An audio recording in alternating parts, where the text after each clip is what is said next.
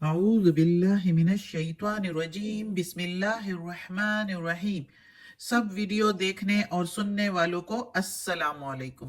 ہمارے چینل کے پیارے ویورز، آج ہم تلاوت کریں گے سورہ توبہ کی آیت نمبر 92 اور 93، یعنی کہ آیت نمبر 92 اینڈ 93 انشاءاللہ تلاوت کریں گے ترجمہ کے ساتھ اور تفسیر کے ساتھ۔ تو چلیں شروع کرتے ہیں آج کا سبق، لیکن شروع کرنے سے پہلے چینل کو سبسکرائب کریں، بیل نوٹیفیکیشن کو آن کریں تاکہ اگلی ویڈیو آپ کو آسانی سے ملتی رہے، اور ہو سکے تو شیئر بھی کریں تاکہ زیادہ سے زیادہ لوگ دیکھیں، آپ کو بھی ثواب ملے اور مجھے بھی۔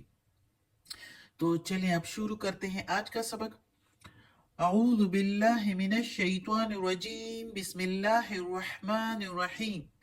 ولا اور نہیں، علی الذین اوپر ان لوگوں کے جو، علی کے میننگ اوپر، الذین جو، اذا جب، ما اتو کا جو آئے تیرے پاس، لتحملہم تاکہ سوار کر دے ان کو، لی کے میننگ تاکہ، تحمل سوار کرنا، ہم ان کو، قلتا یا سواری دے ان کو، قلتا کہا آپ صلی اللہ علیہ وآلہ وسلم نے، لا اجدو نہیں میں پاتا، ما احملکم کہ سوار کر دوں تم کو، علیہ اوپر اس کے، یعنی کوئی سواری نہیں ہے میرے پاس جو آپ لوگوں کو سواری کے لیے دوں۔ تولو تو وہ مڑ گئے، تولو واعینہم مڑ گئے اور آنکھوں میں ان کے، تفیض بہ رہے تھے، من الدمع آنسو، حزنن غم سے، یعنی وہ مڑ گئے اور آنکھوں سے بہ رہے تھے آنسو غم سے، اللہ یہ کہ نہیں، یجدو وہ پاتے، یجدو وہ پاتے، ما ینفقون جو وہ خرچ کریں۔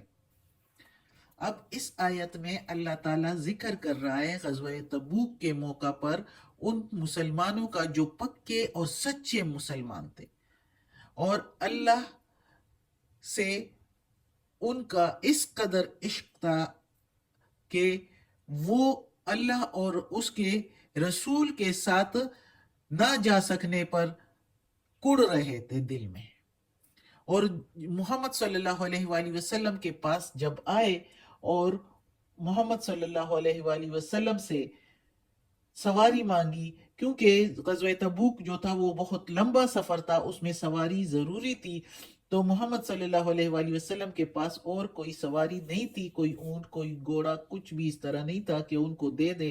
تو وہ لوگ کے دلوں میں عشق الہی کا وہ نشہ تھا کہ جس کی مثال کسی قوم اور ملت کی تاریخ میں موجود نہیں، ایسا اللہ سے پیار اور محبت۔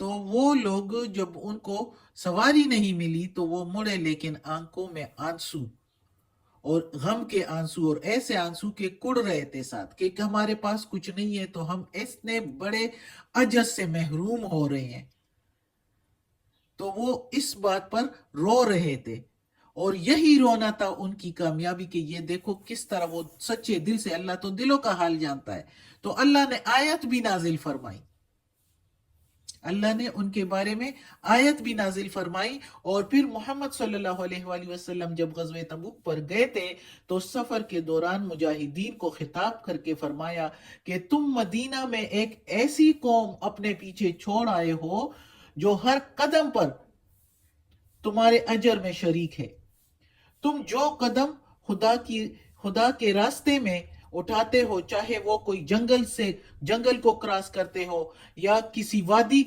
میں چلتے ہو، وہ قوم برابر ہر موقع پر تمہارے ساتھ ساتھ ہے۔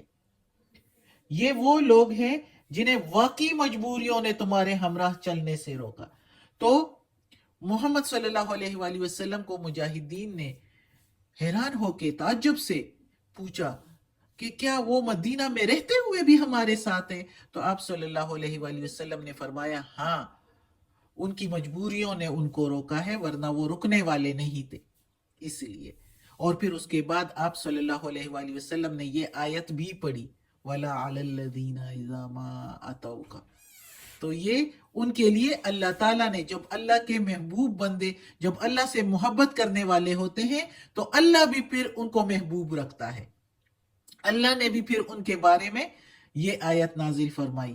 تو وہ بھی کسی اجر سے پھر محروم نہیں رہتے. اگر وہ کچھ نہیں بھی پاتے تو اللہ ان کو برابر کا اجر دیتا ہے جتنا خرچ کرنے والے خرچ کرتے ہیں. لیکن بات ہوتی ہے دلوں کی، بات ہوتی ہے نیت کی.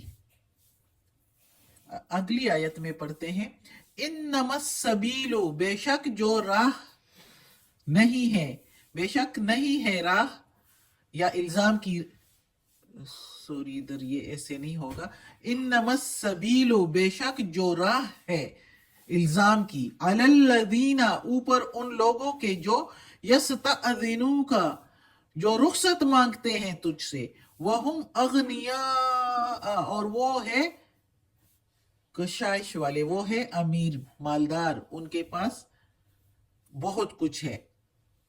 رضو، وہ پسند کرتے ہیں یا وہ راضی ہوتے ہیں، بِأَن، ساتھ اس کے، بِأَن یکونوا، کہ ہو جائے، ساتھ، مع الخوالف، ساتھ رہ جائے، پیچھے رہ جانے والیوں کے، یعنی پیچھے رہ جانے والی عورتوں کے ساتھ رہ جائیں، وہ اس پر خوش ہوتے ہیں.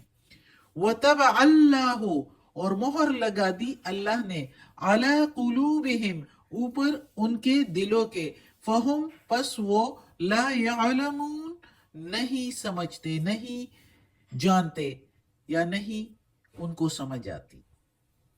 یعنی اللہ تعالیٰ اس آیت میں کہتا ہے کہ الزام کی راہ، انما السبیل، بے شک جو راہ ہے، راہ کا مطلب یعنی الزام کی راہ، الزام لگتا ہے ان لوگوں پر جو کشائش والے ہیں، امیر ہے، مالدار ہے، ان کے پاس سب کچھ ہے، ہونے کے باوجود وہ بہانے بناتے ہیں، ہیلے بہانے بنا کر تو وہ پیچھے رہ جانے والیوں کے ساتھ رہنے پر راضی ہوتے ہیں یا اس پر خوش ہوتے ہیں. تو ان پر الزام ہے کہ وہ کیوں اس طرح کرتے ہیں. وہ جو اس طرح کرتے ہیں تو اللہ تعالیٰ کہتا ہے کہ میں نے ان کے دلوں پر مہر لگا دی. اور اب جب مہر لگا دی تو اب ان کو کچھ بھی سمجھ نہیں آئے گا. اور یہ باتیں جو اسلام کی باتیں ہیں، جو اللہ کا کلام ہے اور محمد صلی اللہ علیہ وآلہ وسلم کے احادیث ہے، اور جو معاجزے ہیں، جو کچھ بھی ہے، ان پر اب اثر نہیں ہوگا. کیونکہ 9 سال گزر گئے اور انہوں نے اثر قبول نہیں کیا، ان پر کچھ اثر نہیں ہوا، وہ منافقت ہی کرتے چلے آئے ہیں اور اب بھی یہی کچھ کر رہے ہیں. تو وہ ان پر الزام ہے اللہ کا کہ یہ اللہ کے بندے ہو کر اللہ کی رضا کے لیے، اللہ کے احکامات کے مطابق زندگی نہیں گزارتے، اللہ کی رضا کے لیے، جہاد کے لیے نہیں جاتے. تو ان کے دلوں پر اللہ نے مہر لگا دی کہ اب ساری عمر کے لیے اسی طرح رہیں اور ان کو موت بھی اسی منافقت میں آئے اور ان کو سمجھ ہی نہ ہو. اور جب ادھر جائیں گے پھر ان کو پتہ چلے گا کہ اللہ کے احکامات کیا تھے اور اللہ کے رسول نے جو پیغام دیے تھے، جو جنت اور دوزخ کا بتایا تھا، جو قبر کے عذاب کا بتایا تھا، وہ سارا کچھ کیا ہے.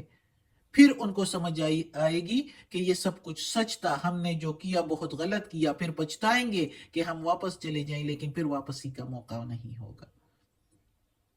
صدق اللہ العظیم. آج کا سبق ختم ہوتا ہے. اللہ ہمیں توفیق دے اس قرآن مجید کا ترجمہ مکمل کرنے کی اور اس پر عمل کرنے کی توفیق دے. یا پروردگار، یا رب العالمین، یا مالک یوم الدین، یا علی کل شیء قدیر. یا اللہ، یہ تیرے کلام قرآن مجید کی تلاوت کی ہے، اس کے زیر زبر پیش میں، تلفظ میں، ترجمہ تفسیر میں کوئی غلطی ہوئی ہو تو یا اللہ معاف کر دینا، تو معاف کرنے والا مہربان ہے. یا اللہ، یا پروردگار، یا رب العالمین، ہمیں اپنے نیک اور صالح لوگوں میں شامل کر دیں. یا اللہ، ہمیں عافیت والے معاملات دیں، ہماری بیماریاں، تکالیف، پریشانی اور برائیاں ہم سے دور کر دیں. آمین.